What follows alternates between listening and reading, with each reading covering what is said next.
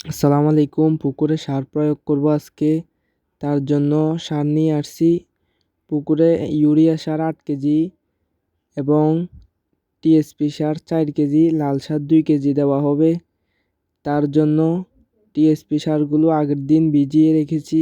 24 ঘন্টা ভিজাতে হয়, তার জন্য আমরা পলিথিনে পানি দিয়ে ভিজিয়ে রেখেছি।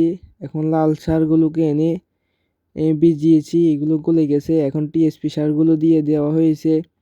তারপরে ইউরিয়া সারগুলো আমরা দিয়ে দিয়েছি। এখন ভালোভাবে মিক্স করে আমরা পুকুরে প্রয়োগ করব।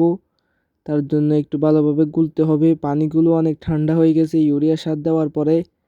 খুব দ্রুতই ইউরিয়া সারগুলো গলে গেছে। একদিন ভিজে রাখার পরেও টিএসপি সারগুলো ভালোভাবে গলে নাই। দেখেন, একদিন ভিজে রাখছি, তারপরেও টিএসপি সারগুলো ভালোভাবে গলে নাই।